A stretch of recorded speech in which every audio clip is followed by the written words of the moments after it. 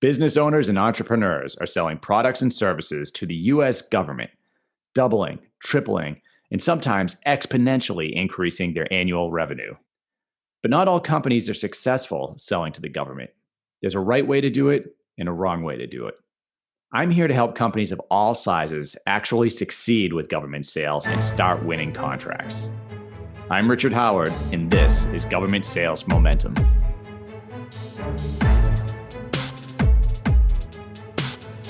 Hey guys, Richard here with Richard C. Howard and Associates and the Government Sales Momentum podcast. So whether you're listening to this on the podcast or watching a video on YouTube or our website, thanks for tuning in. Today we're going to take a little bit of a different turn, and I'm just going to comment on an article I just read, which basically was talking about the government's purchasing strategies, and specifically, should the government be going after the best value for goods and services? Should they be buying the best product?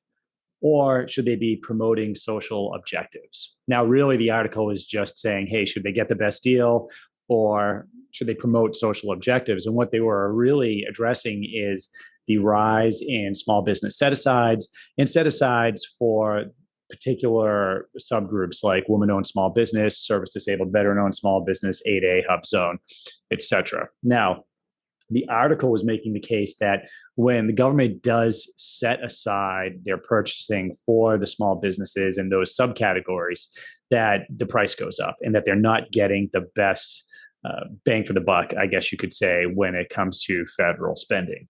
Now, I have a little bit of a different take, having been on the other side of this, on the government side, not only as the procurer, but as the military guy using some of the equipment and the services that the government was buying.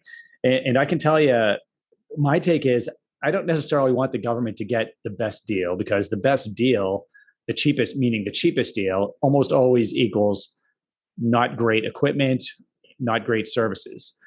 And sometimes promoting social objectives actually makes sense, right? So, and it doesn't necessarily mean that you're going to pay more because you have set something aside for small business.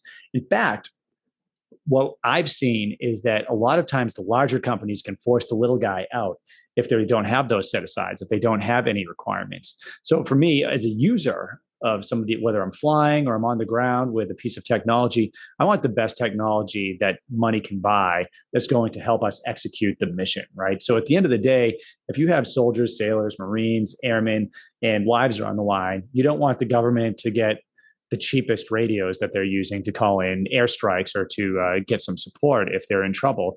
You want something that's actually going to work. And if the government has to pay a couple extra dollars for that, then they should be. As a taxpayer, that's what I want them to do. I don't want the cheapest.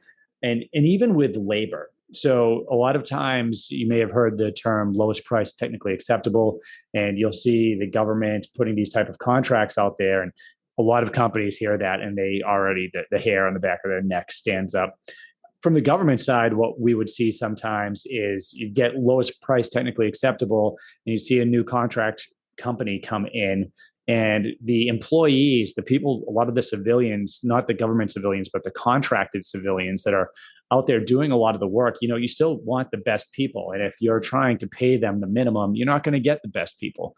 And that affects the way the government does business. And it affects the way that we conduct our military missions and our government missions nationwide.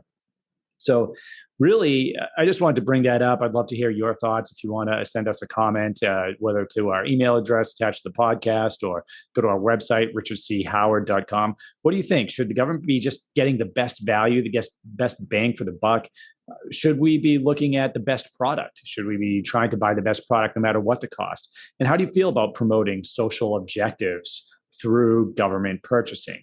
Do you think that it's right that we are actually trying to promote different social causes by purchasing from specific groups of people versus just focusing on the technology or the product or service? And again, for me, I think the answer to that is it depends. For a lot of products and services, you can segment that into a group that is disenfranchised something especially like IT services, right? Where you have a lot of different companies competing in that trade space. There's no reason why you can't set it aside for a woman-owned small business, minority-owned business, service-disabled veteran-owned small business. You're going to get plenty of great A players that could compete for something like that and provide a valuable commodity at a decent price. So those are my thoughts. I'd love to hear yours. This was just a short one today, but thanks for tuning in, and we'll see you next time.